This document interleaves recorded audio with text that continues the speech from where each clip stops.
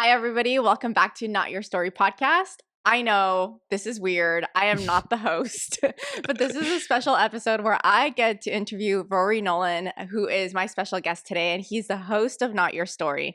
So, Rory, I'm so excited to, be on the other side of the microphone and get to know a little bit more about you because you've got so much history, and I don't know that much other than you're from the UK. It's much easier being on the other side asking the questions, but I'm excited. Let's get into it.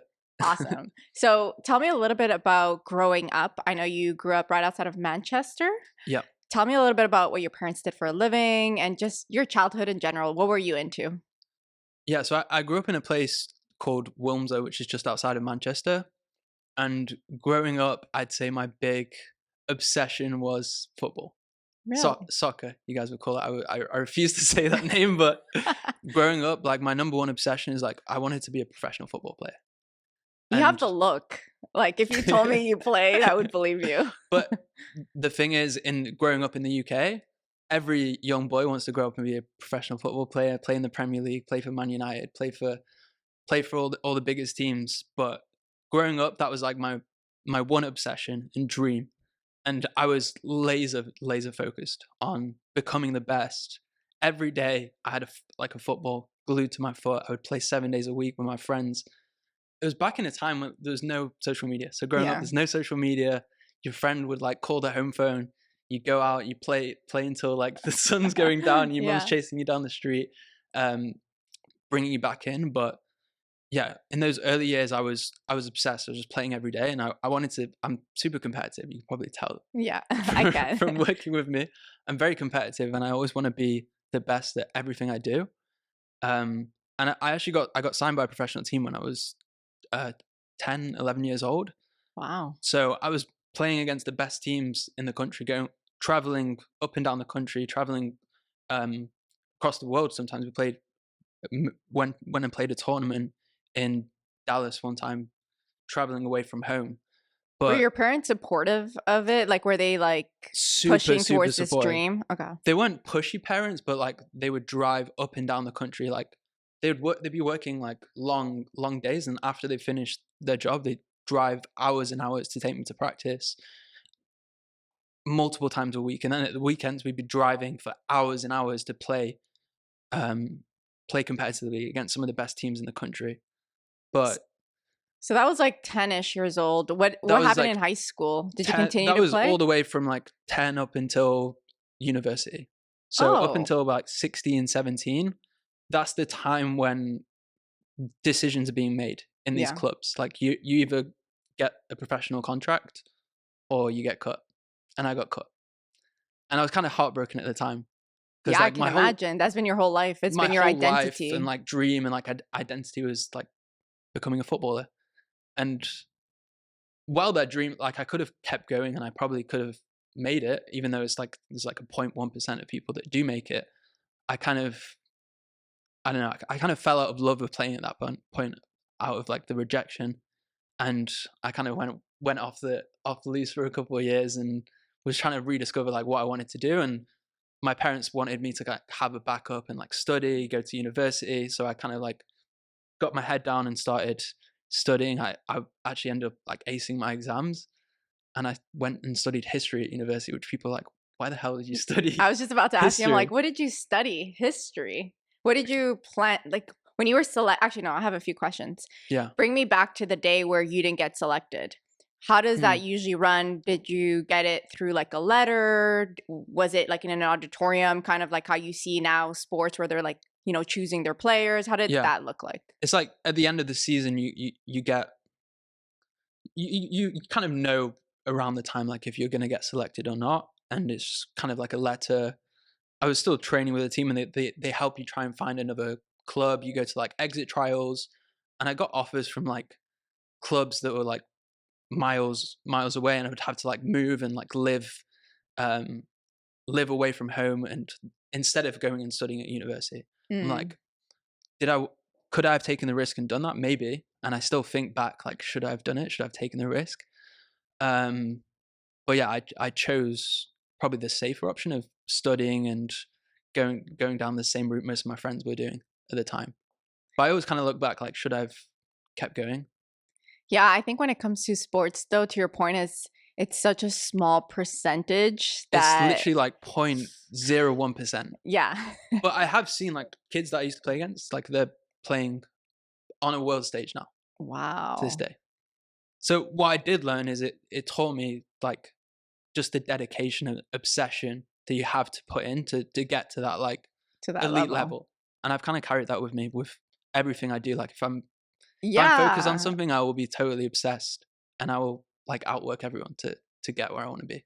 It's so interesting because I've known you for maybe 3 years now, Yeah. and I had no idea about the soccer or the fact Hmm. that you played competitively and that you even Yeah. wanted to do this. But now when I'm tying who you are today and just Yeah. like your dedication, your passion, your Yeah. hustle, like I can see it, but Yeah. I didn't know that background, but now it makes total sense, and the Mhm. competitiveness. Yeah. And so I love it. Yeah, just like today, even like the podcasting, this is me just that young boy kicking, tearing up the garden, kicking the ball against the wall, Yeah. breaking windows.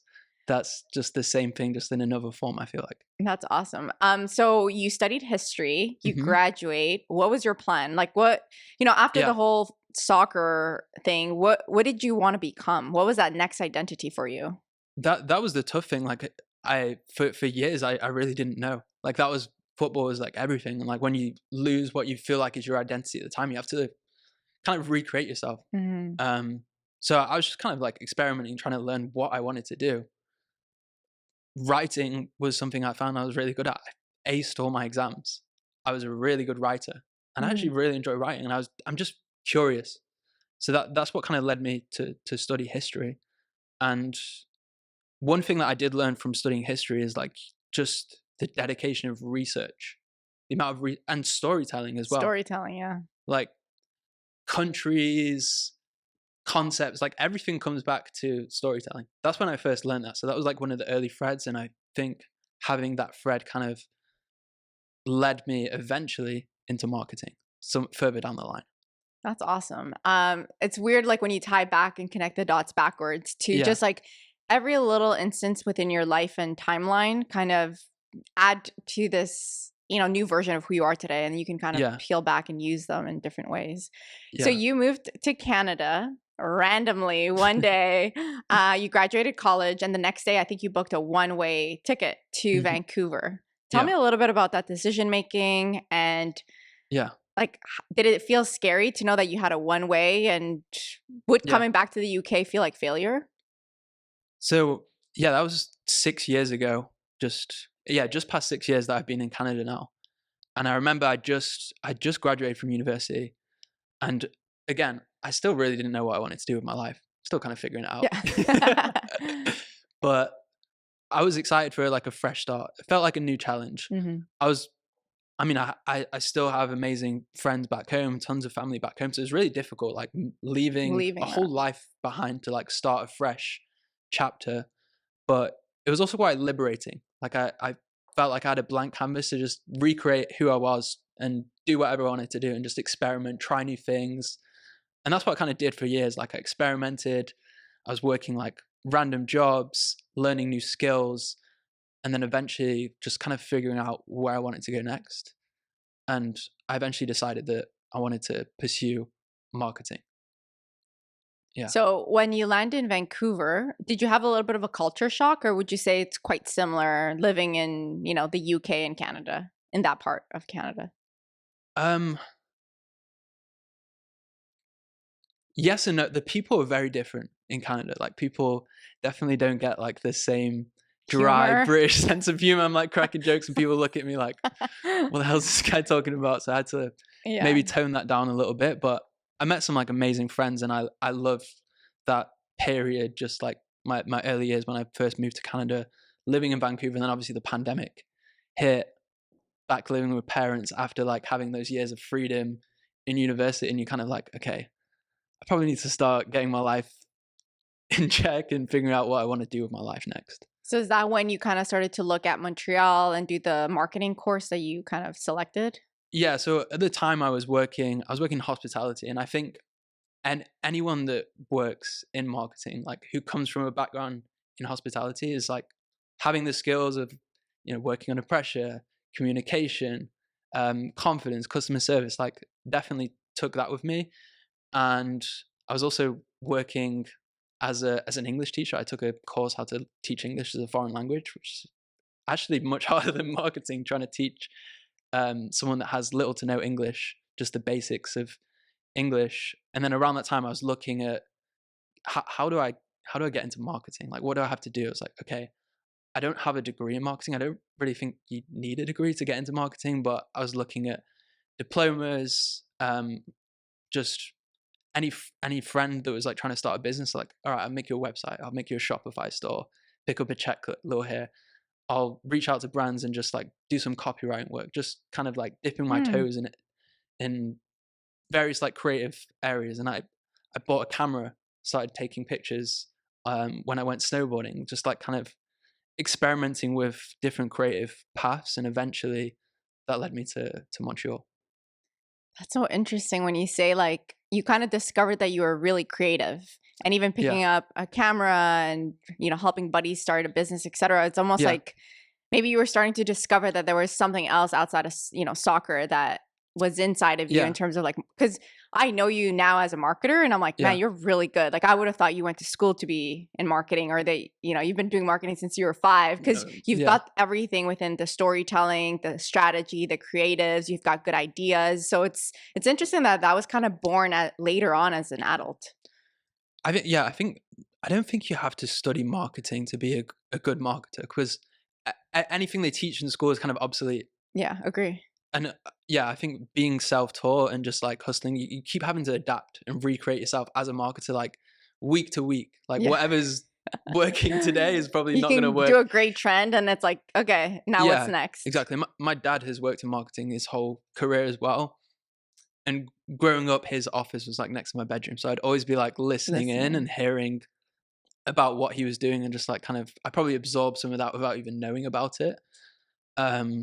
And then again, just like all of these like random skills that seem kind of disconnected, I feel like if you connect the dots, they have made me who I am as a marketer today. Yeah, even if it's not in a traditional sense. Agree. I think that's awesome. It's all through life experiences. So tell me, so you book a one-way flight now to Montreal. Yeah. What was the goal of Montreal? Like, what would success look like to you at that moment when you bought your ticket and you were going to go study and do that 1-year course? Did you think of like, I want to land in an agency, I want to move back to the UK, I'll move back to Vancouver once I have this? Like, did you have any goals for Montreal? I wouldn't say really. I just really wanted to get a job at an agency. And it was actually really hard when I first started applying for jobs. It's like, okay. You're like, do you speak French? No, I don't. I don't speak French either. So people are like, what are you doing in Montreal? It's a great question. But yeah, I was applying for tons of jobs. I was like, this isn't that easy to get in. And then I realized you have to kind of go above and beyond to really stand out, because it's super competitive to be in your 20s trying to start your career in a new field. People are applying with like master's degrees and all these things. But when I applied to work at Midnight, I think I messaged every single person on the team to get an interview. Yeah, tell me how you found Midnight, and like how was that process? Who interviewed you? Like, actually, Tim and Kat interviewed me. Really? Yeah. And you found it on like Indeed, or I found it on Indeed. I applied. I went on LinkedIn. I searched up we weren't as big a team at the time as it. I searched every single employee and messaged every single one after applying. I got an interview a few days later. And yeah, the interview was with Tim and Kat, and I guess the rest is history. Wow. What year was that? 2022. Wow.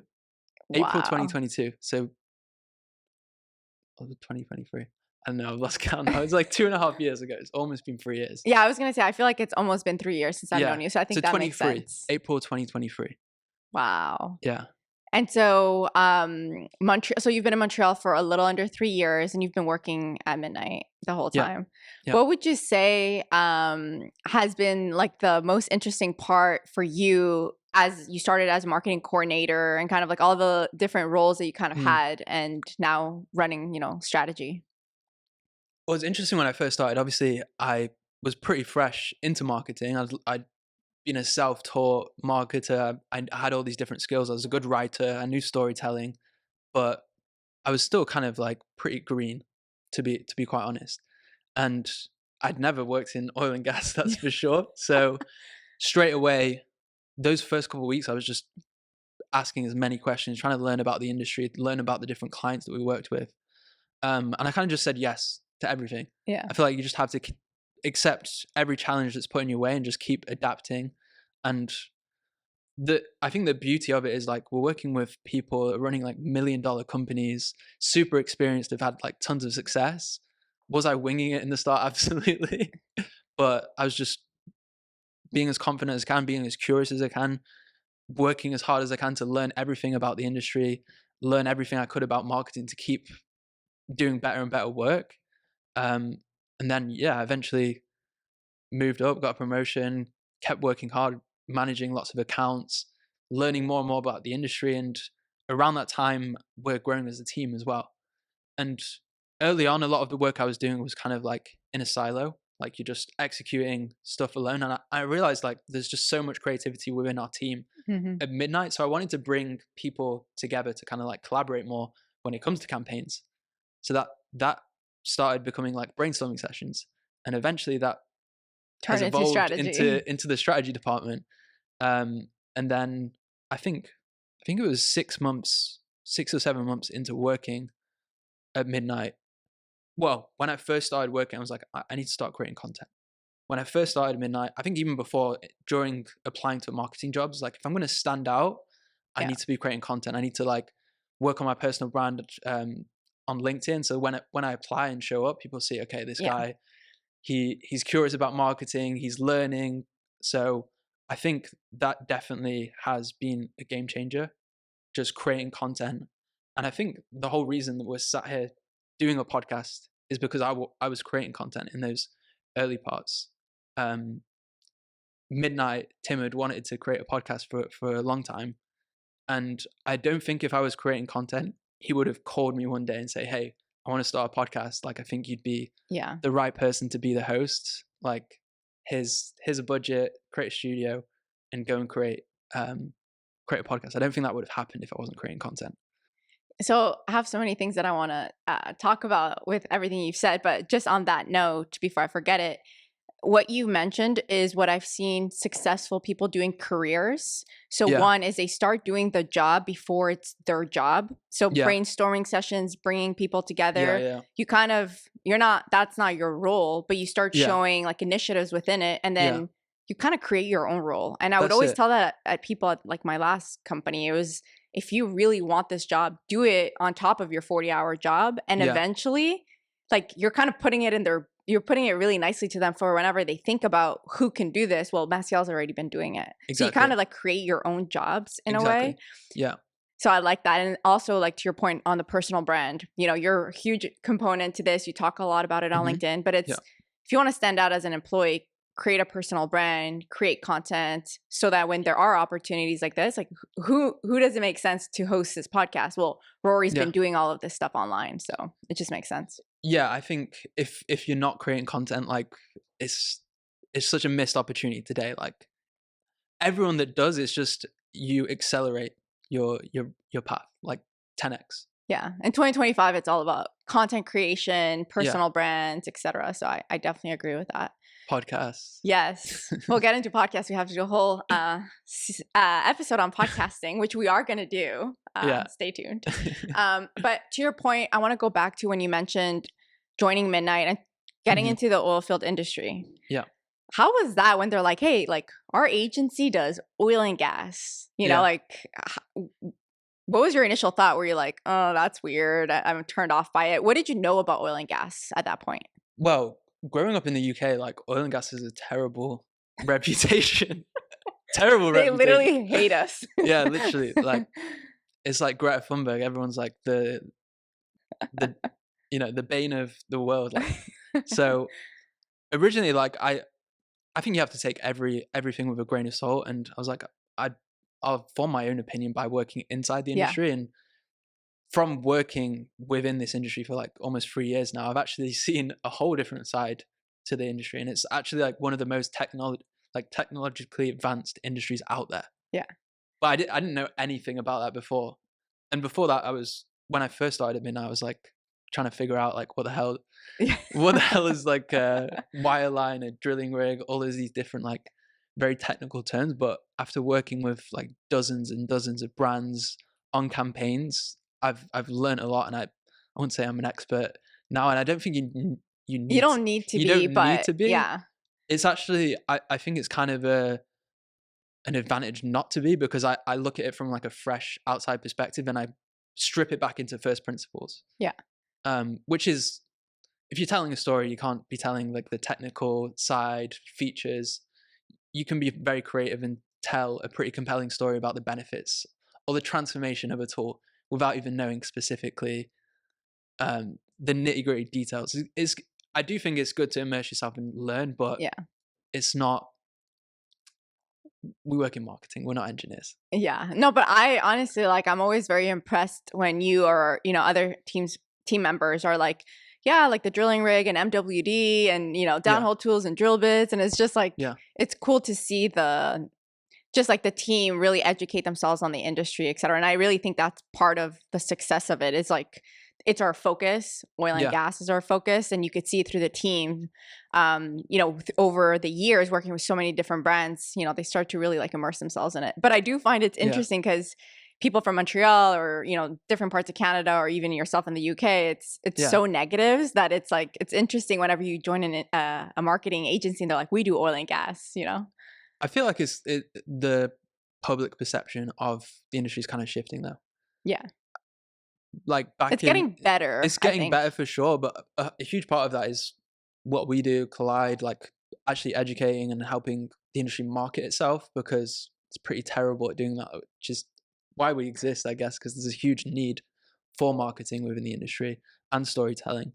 I heard Colin say this on a podcast he did a while ago. Like back in the day, energy actually was really good at marketing, and I think they got complacent over like the 80s and 90s because they make so much money. It's a commodity. They don't care.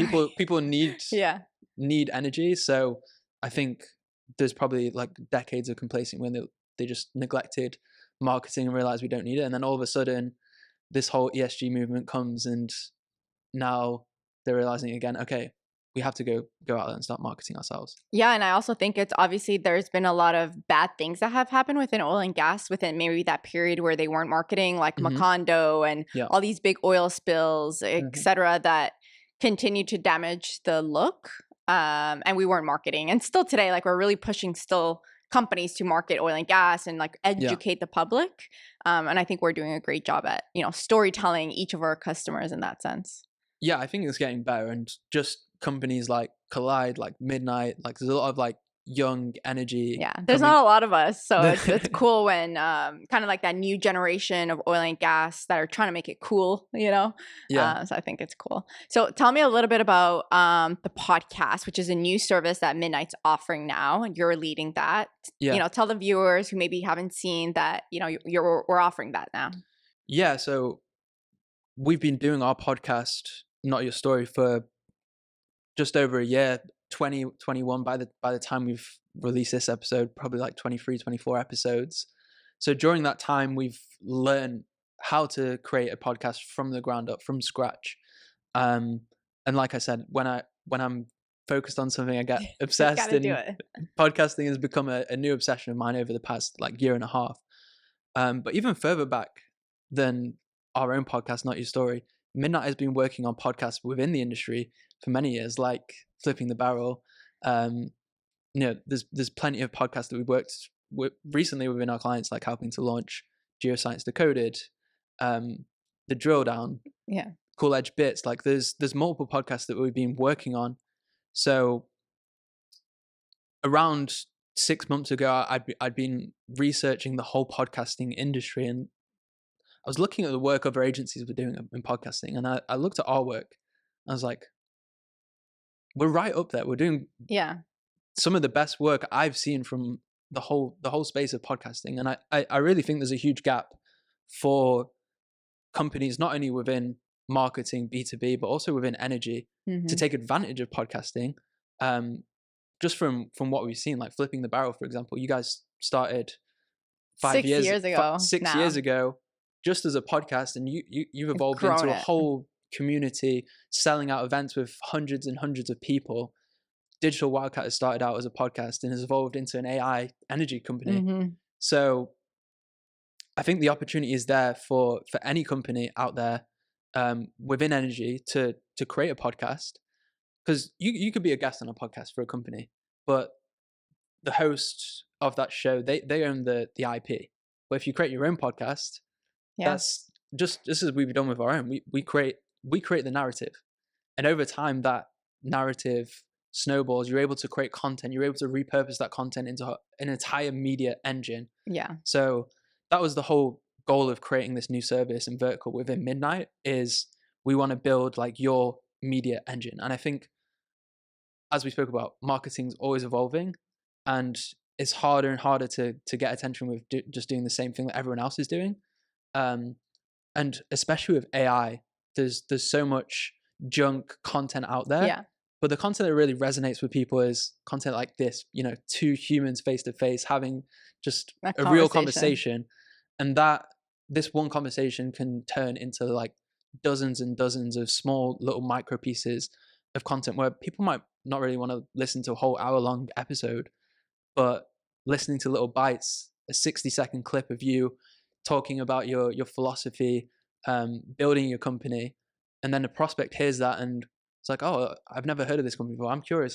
Maybe I'll reach out to them. So for me, a podcast is like a new billboard to have within your company, within the industry. So now Midnight is offering this new service.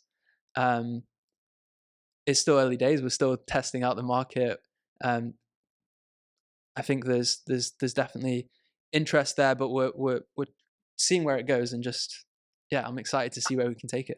I mean, I watched your episode on like the history of podcasting, and I think we're like right at the time where it's just really going to boom, and already it's booming like crazy from years ago, how many podcasts were out there to where we are today. And I really do think it's going to continue to grow.